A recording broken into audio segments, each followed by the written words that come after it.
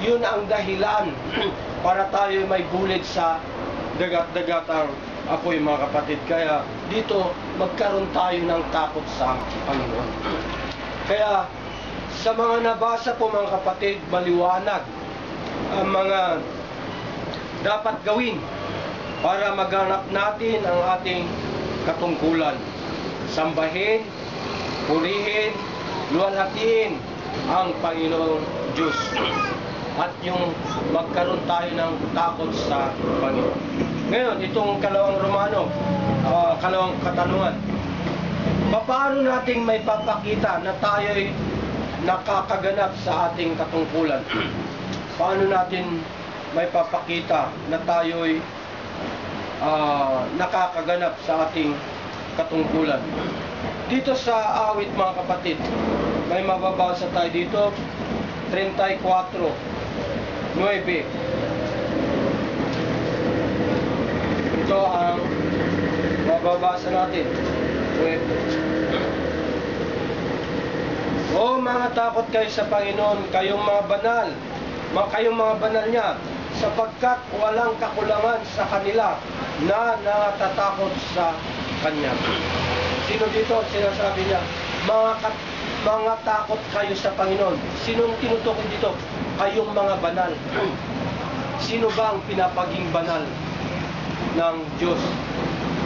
Kayong mga iglesia ng Diyos, nabasa sa Korinto, na pinapaging banal kay Kristo Jesus. Ang tinutukoy dito, mga kapatid, yung kayong mga banal, yung mga iglesia ng Diyos.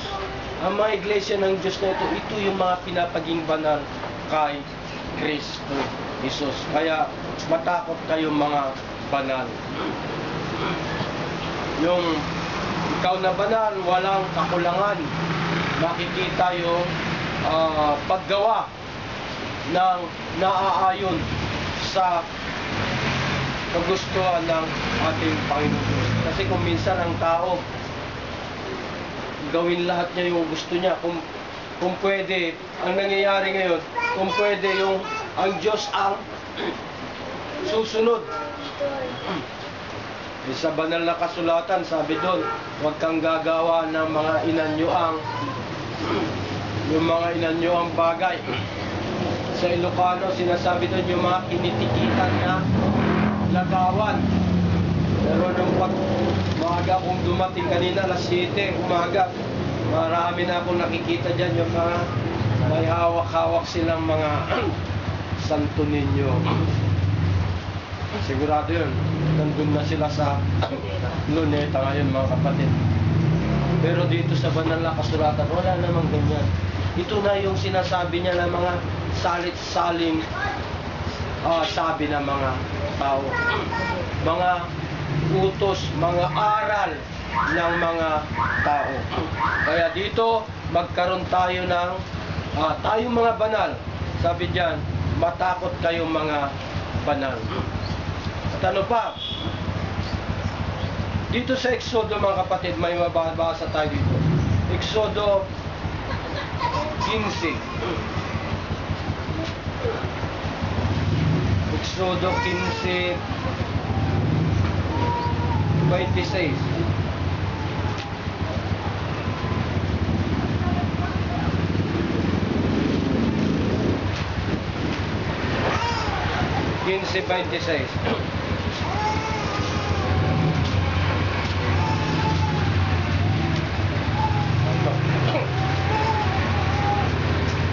At sinabi, kung iyong didinggin ng buong sikap ang tinig ng Panginoon mong Diyos, ito para sa mga banal ito, kung iyong didinggin ng buong sikap ang tinig ng Panginoon mong Diyos, at inyong gagawin ang matuwid sa kanyang mga mata, at inyong didinggin ang kanyang mga utos, at iyong ganapin ang lahat niyang mga palatuntunan, ay wala akong ilalagay na karamdaman sa iyo na gaya ng inilagay ko sa mga Ehipsyo, sapagkat ako ang Panginoon na nagpagaling sa iyo. Yun pala, mga kapatid, kung iyong ganapin, gawin ng matuwid didinggin ang kanyang mga utos, ganapin lahat ng mga palatuntunan, sabi dito, ay wala akong ilalagay na karamdaman sa iyo. Di ba sarap pakinggan, napakagandang pakinggan para sa mga anak niya? Andito itong mga, halimbawa, ito yung mga alituntunin, huwag mong gawin yan, ito yung bawal, ito yung pwede, huwag mong gawin yan. Ito ang magiging ibibigay ng Panginoon Diyos. Wala akong ilalagay na karamdaman sa iyo. Napakalaga ito mga kapatid. Dahil nga kung minsan nasasabi pa natin, kahit na wala akong pera, wala tayong pera, wag lang magkasakit. Nasa aircon ka nga, pero nasa ospital naman, talagang mahirap mga kapatid. Kaya tignan mo dito, gawin mo yan. Hindi ka bibigyan, wala akong ilalagay na karamdaman sa iyo. Ito ang sabi ng Panginoon Diyos, ganapin mo ang mga palutuntunan niya. Gawin mo ang mga pinag-uutos niya. Yan ang kapalit niyan. Walang kang karamdaman na ilalagay sa iyo. At ano pa? Dito pa sa Salmo, awit 119:55.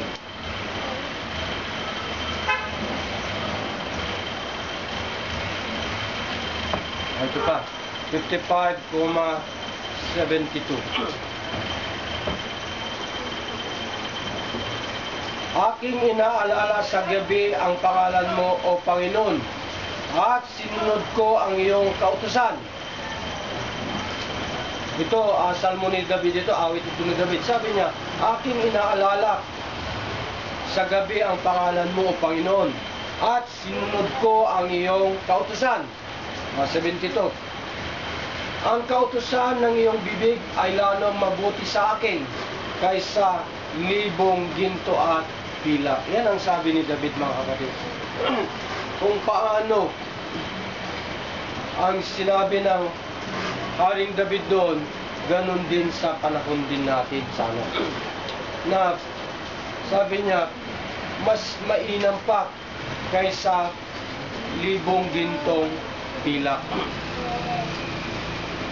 Kaya sinusunod ang kanyang kautusan. Kaya dito mga kapatid, may papakita na tayo'y nakakaganap sa ating mga katungkulan. Yung magkaroon tayo na yung mga banal, yung mga anak ng Diyos, magkaroon tayo ng takot, at ano pa, ganapin ang mga palatuntunan niya.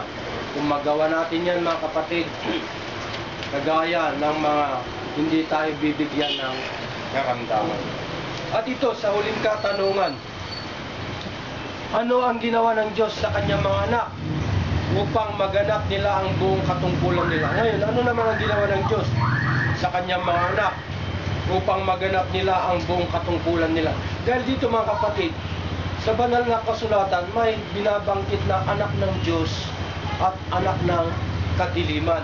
Hindi lahat po na nagsasabi, Panginoon, Panginoon, ay papasok sa karyan ng langit, kundi yung gagawa ng kagustuhan niya. Hindi lahat, kaya hindi lahat po. Dito sa Hebreo mga kapatid, pakinggan po natin. Hebreo 8.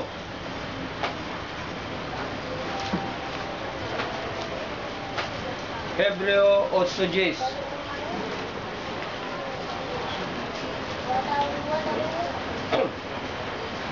Ito. Sapagkat ito ang pagkikipagtipang aking gagawin sa sambayan ni Israel.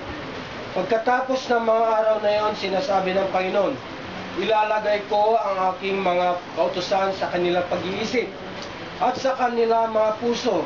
Aking isusulat ang mga ito at ako'y magiging Diyos nila at sila'y magiging bayan ko.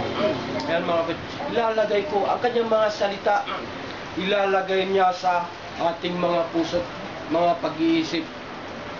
Ito ang maganda mga kapatid. Anong sabi niya? Ako'y magiging Diyos nila. At sila'y magiging bayan ko. Dito may pagkilala.